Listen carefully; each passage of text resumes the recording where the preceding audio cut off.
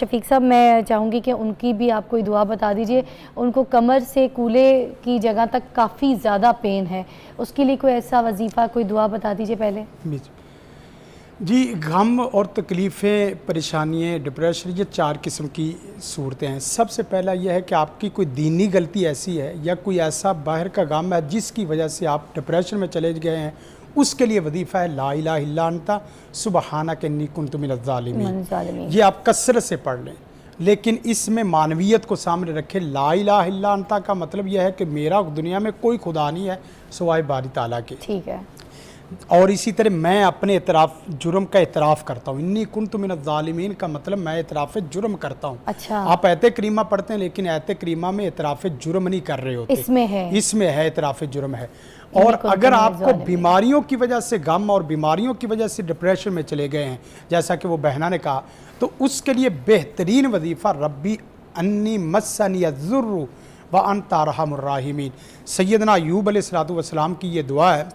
پہلی سیدنا یونس علیہ السلام کی دعا ہے کہ یا اللہ مجھے بیماریوں نے چھوا ہے, دنیا جہان کی تکلیفوں نے پکڑ لیا ہے, میں بیمار ہوں, تو رحمان ہے, تو مجھے شفا عاجلہ کاملہ عطا فرما. یہ دعا اتنی زبردست ہے, جو آدمی بھی بیماری کی حالت میں یہ دعا پڑھتا ہے اللہ تعالیٰ اس سے شفا عاجلہ کاملہ عطا فرما دیتا ہے. صبح و شام اور اسی طرح ہر نماز کے بعد 7 دفعہ.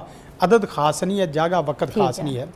اور تیسری بات یہ ہے, آپ کو دشمن کا کوئی خوف ہے, ٹھیک ہے, وہ کوئی بھی انجانہ دشمن ہو سکتا ہے, اپنوں میں سے ہو سکتا ہے, بیگانوں میں سے ہو سکتا ہے, مسلمانوں میں سے خام خواہ حسد کر رہا ہے, یا کافروں میں سے ہے. ٹھیک ہے. اس کے لیے بہترین وظیفہ حسبنا اللہ و نعم الوکیل. اچھا وکیل. آپ یقین کریں نمرود کی آگ جلاتی نہیں ہے, مولا آگے اس کو کمپلیٹ کرنا ہے, یہی کافی ہے, بس یہاں تک. حسبنا اللہ و نعم الوکیل, پورا یہی ہے.